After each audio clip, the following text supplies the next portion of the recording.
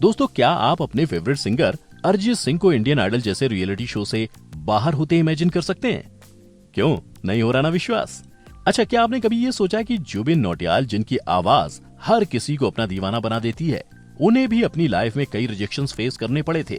और एमिवे वंटाई भी, जो अब इंडियन म्यूजिक इंडस्ट्री में जाना माना नाम बन चुके हैं, उन्हें भी अपने शुरुआती दिनों में कई ऑडिशन से बाहर का रास्ता दिखा दिया गया था। अगर आप भी जानना चाहते हैं उन सिंगर्स के बारे में जिन्हें सक्सेस तो मिली लेकिन कई रिजेक्शंस और ना के बाद, तो देखते रहिए फैक्टिफाइड का ये एपिसोड। नंबर 1, जुबिन नौटियाल। हमने सोच रखा था मोहब्बत ना करेंगे हम। दोस्तों, जिस तरह हमारी मूवीज गानों के बिना अधूरी है, उसी तरह गाने भी सिंगर्स के बिना अधूरे हैं। ये सिंगर्स ही होते हैं जिनकी आवाज का जादू लोगों के सर चढ़कर बोलता है। और ऐसे ही एक शानदार सिंगर हैं जुबिन नौटियाल। भले ही आज जुबिन अपनी आवाज के दम पर लाखों दिलों पर राज करते हैं, लेकिन एक टाइम ऐसा भी था जब यही आवाज जजेस को इम्प्रेस नहीं कर पाई थी। जुबिन ने अपने शुरुआती करियर में इंडियन आइडल में एज अ कंटेस्टेंट पार्टिसिपेट किया था, लेकिन तब उन्हें रिजेक्शन का सामना करना पड़ा था। उस टाइम जुबिन सिर्फ 17 साल के थे। इसके अलावा जुबिन नौटियाल ने एक्स फैक्टर में भी पार्टिसिपेट किया, जहां सोनू निगम ने उन्हें रिजेक्ट कर दिया था। मेरी तरफ से ना है। लेकिन इतने रिजेक्शन के बाद भी जुबिन ने हार नहीं मानी। 3 साल तक अपनी आवाज पर काम करने के बाद जुबिन दोबारा मुंबई लौटे और फिर शुरू हुआ जुबिन का बॉलीवुड में शानदार सफर।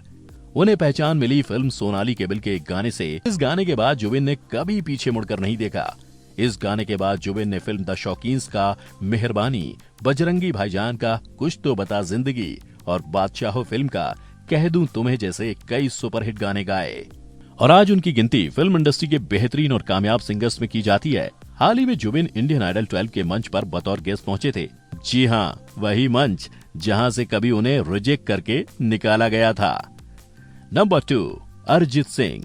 अरिजीत सिंह म्यूजिक इंडस्ट्री के उन सिंगर्स में से एक हैं जिन्हें अपनी अलग पहचान बनाने के लिए एड़ी चोटी का जोर लगाना पड़ा था। आज भले ही पूरी दुनिया उनके गाने सुनती है, लेकिन एक वक्त ऐसा भी था जब उन्हें रिजेक्शंस का सामना करना पड़ा था।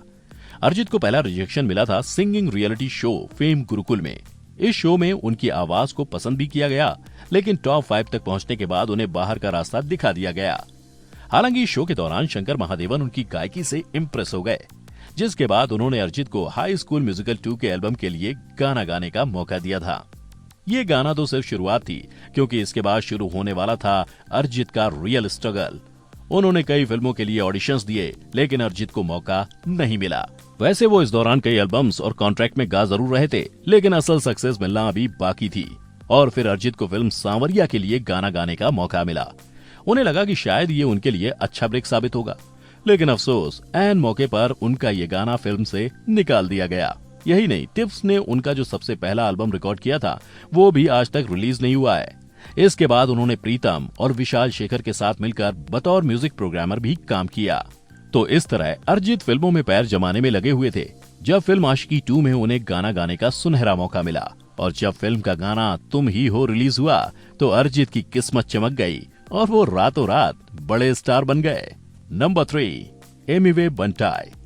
दोस्तों, एमिवे वंटाई आज किसी पहचान के मोहताज नहीं है। आज उनकी रैप हर कोई सुनना पसंद करता है, लेकिन एक समय ऐसा भी था जब उन्हें इंडियाज गॉट टैलेंट से रिजेक्ट कर दिया गया था। बता दूं कि एमिवे वंटाई का असली नाम शाहरुख शेख है, जिन्होंने हॉलीवुड रैपर एमिनेम से इंस्पिरेशन लेते हुए अपना नाम एमिवे वंटाई रखा। शुरू में उन्होंने इंग्लिश में अपना रैप रिलीज किया, लेकिन फिर एमिवे वंटाई के पापा ने उन्हें समझाया कि इंडियन ऑडियंस से कनेक्शन के लिए रैप का हिंदी में होना जरूरी है, और फिर पापा की बात मानते हुए एमिवे वंटाई ने हिंदी में रैप करना शुरू कर दिया। ऐसा वो 3 साल तक करते रहे, लेकिन उन्हें ऑडियंस का प्यार नहीं मिला। दोस्तों, वो कहते हैं ना, सब्र का फल मीठा होता है, और ऐसा ही हुआ जब रफ्तार ने एमिवे के बारे में पैसे नहीं कमाने की बात बोली। ये बात एमिवे के दिल को चुभ गई। फिर एमिवे ने जिस रैप के जरिए रफ्तार को जवाब दिया, वो तो सबके सामने है। इस ट्रैक ने जो कंट्रोवर्सी क्रिएट की, उसका फायदा एमिवे को इतना मिला कि देखते ही देखते वो यूट्यूब की दुनिया के नए स्टार बन गए। रिकॉर्ड ब्रेकिंग 5 लाख से भी ज्यादा सब्सक्राइबर्स हो गए। कैन यू इमेजिन, एक रैप सॉन्ग और 5 लाख सब्सक्राइबर्स। और अब एमिवे वंटाई इतने सक्सेसफुल हो गए कि यूट्यूब पर उनके 17 मिलियन से ज्यादा सब्सक्राइबर्स हैं। तो क्या बोलती है पब्लिक एमिवे वंटाई की सक्सेस स्टोरी के बारे में? नंबर 4, नेहा कक्कड़। एक ये दौर था और एक आज का दौर है। नेहा कक्कड़ ने इंडियन आइडल में बतौर कंटेस्टेंट पार्टिसिपेट करने से लेकर उसे जज करने तक का सफर तय किया है। हालांकि नेहा कक्कड़ के लिए ये सक्सेस बिल्कुल भी आसान नहीं थी। नेहा ने महज 4 साल की उम्र से ही भजन और आरती गाना शुरू कर दिया था। आगे चलकर जैसे जैसे उनकी उम्र बढ़ती गई, उनकी आवाज में मिठास भी बढ़ती चली गई और जब वो 11th में थी तो उन्होंने सिंगिंग शो इंडियन आइडल में पार्टिसिपेट किया। हालांकि वो शो तो नहीं जीती, लेकिन उन्हें थोड़ा बहुत काम मिलने लगा। ऐसे में टाइम बीतता गया और नेहा कक्कड़ अपनी गायकी पर काम करती रहीं। फिर 2008 में उनकी मेहनत तब जाकर रंग लाई जब उन्होंने अपनी solo album Neha the rock star launch की, जिसे मीत ब्रदर्स ने कंपोज किया था। हालांकि नेहा को रिकॉग्निशन मिला मिले हो तुम हमको सॉन्ग से, जिसकी पॉपुलैरिटी का अंदाजा आप इस बात से लगा सकते हैं कि ये यूट्यूब पर 1.1 बिलियन प्लस व्यूज क्रॉस कर चुका है। नंबर 5, मैथिली ठाकुर। नेहा कक्कड़ की तरह ही मैथिली ठाकुर भी किसी पहचान की मोहताज नहीं है। महज 21 साल की उम्र में मैथिली ने वो मुकाम हासिल किया है जिसे पाना हर सिंगर का सपना होता है। वैसे दोस्तों, क्या आप ये जानते हैं कि मैथिली ठाकुर को भी सक्सेस पाने के लिए काफी पापड़ बेलने पड़े थे।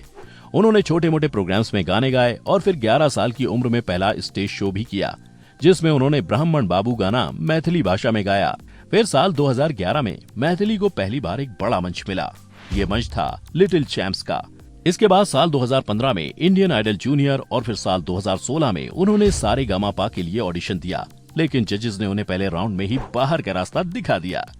3 बार रियलिटी शो से रिजेक्ट होने के बाद भी मैथिली का हौसला डिगा नहीं और उन्होंने फिर हिस्सा लिया राइजिंग स्टार में।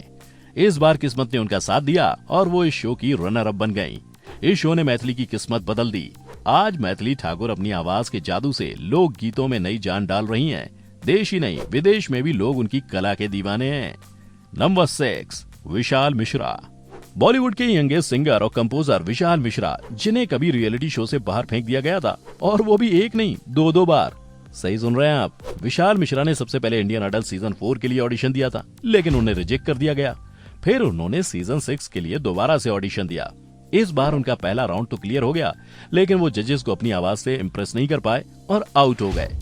लेकिन दोस्तों, ये विशाल मिश्रा की हिम्मत ही थी कि एक शो से 2 बार रिजेक्ट होने के बाद भी उन्होंने ना हार मानी, ना हौसला कम होने दिया। तभी तो डीडी नेशनल के शो भारत की शान सिंगिंग स्टार्स में हिस्सा लिया और फाइनली शो के विनर का टाइटल अपने नाम किया। और अगर बात करें ब्रेक की, तो विशाल को उनका पहला ब्रेक करीब सिंगल के ट्रैक के लिए एज अ कंपोजर मिल गया था। कंपोजर से ज्यादा लोग सिंगर को याद रखते हैं और ये बात विशाल अच्छे से जानते थे। तभी तो उन्होंने सही मौके का इंतजार किया और कई फिल्मों के लिए अपनी कॉम्पोजिशन करते रहे। फिर उन्हें मौका मिला कबीर सिंह के लिए कैसे हुआ गाना गाने का सुनहरा मौका, जिसके बाद वो इतने फेमस हुए कि आज हर कोई उनकी आवाज का दीवाना है। वैसे दोस्तों, आपको बता दूं कि साल 2020 में कोविड पैंडेमिक के टाइम आया फिर मुस्कुराएगा इंडिया भी विशाल मिश्रा ने ही कंपोज और गाया है। नंबर 7, असीस कौर।